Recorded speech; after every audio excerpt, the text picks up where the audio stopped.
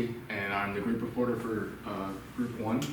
And report is the results and calculations of the refrigeration cycle lab. All right, so this is just a recap of the refrigeration cycle that was done. So first, the system is turned on, the compressor compresses the fluid, and it reaches a very high pressure, high temperature, and it becomes a vapor. Then it goes through the condenser.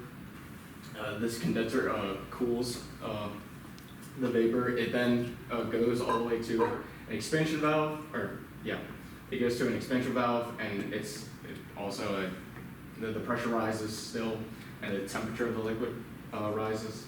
And then it goes through the expansion valve to the evaporator, and then it goes back to the compressor again. And that's how the cycle goes. So why is this important? It improves the energy efficiency of the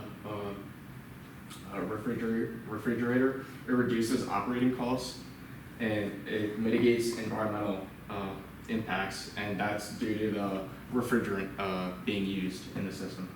It regulates cooling for refrigeration, like I said, and it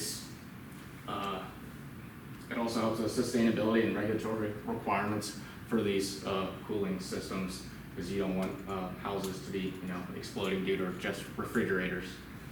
All right, next slide.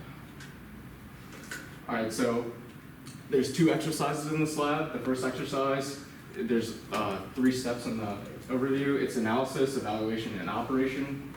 So first, for analysis, you just go through the lab, you read it, you see what's happening, or what you're going to do, you evaluate what's going to happen during the lab, and then you perform the necessary steps in the manual.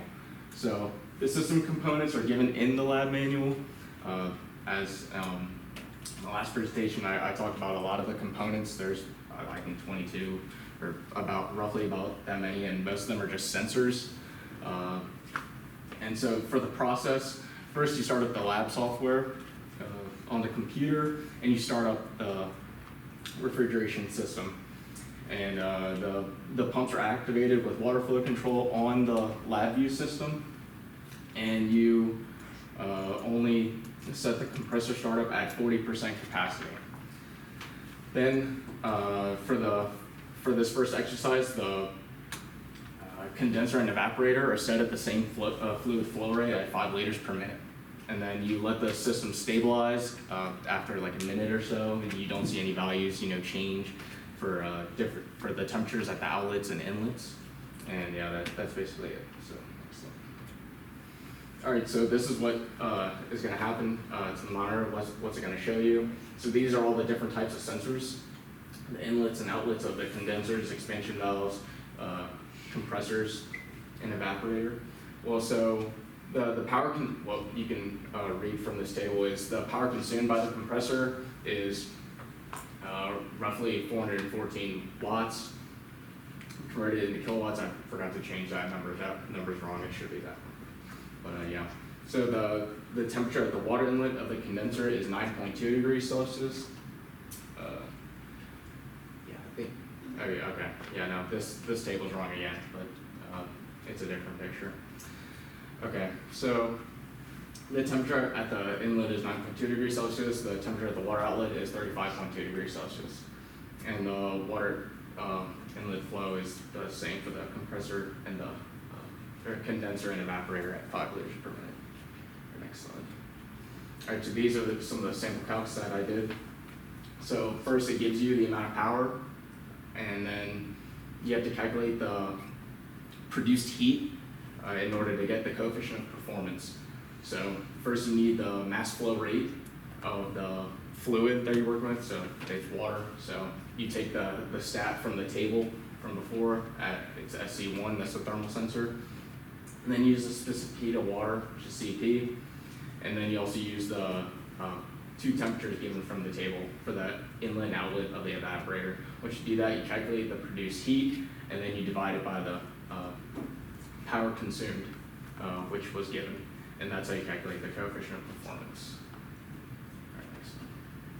All right, so exercise 2 is basically the same setup, except now we're only changing evaporator fluid flow rates. And first, you're going to start off with 3, 4.5, and 6 liters per minute. You do the same setup the software is already started up. The compressor, you leave it the same, and then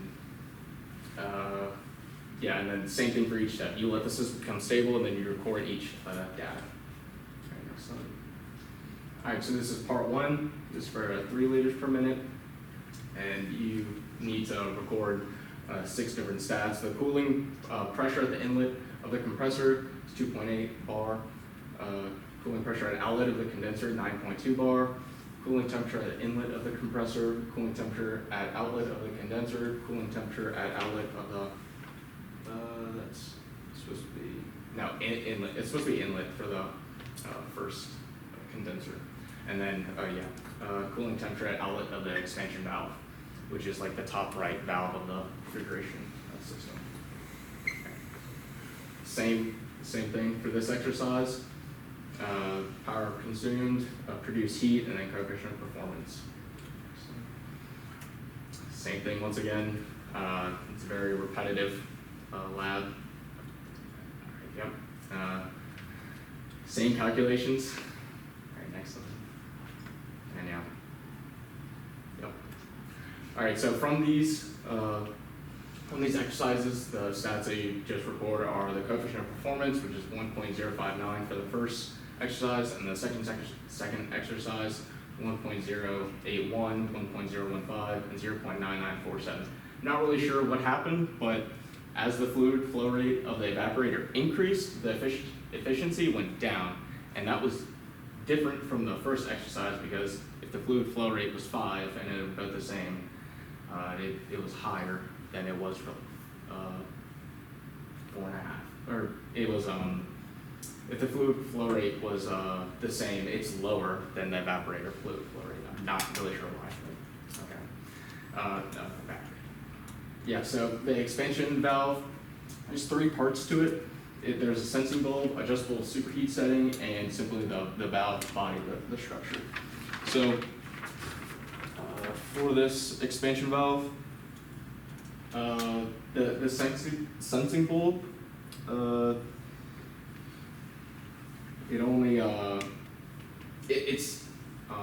it changes from liquid to vapor. There's a little there's a liquid on the inside, and once the temperature goes up or down, it just changes changes from liquid to vapor.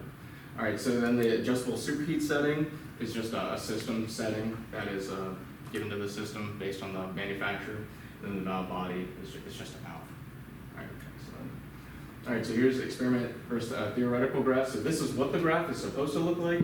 You see compression, condensation, expansion, evaporation. That's a very ideal cycle. Well, this was the cycle for part 1 of exercise 2. As you can see, it was kind of the same. It kind of upheld the compression side. Condensation side was relatively ideal, but the expansion side was not ideal at all. I might have taken a wrong value from the tables at the end of the manual, but so far I think that was the correct data. Yeah. All right, this is the appendix.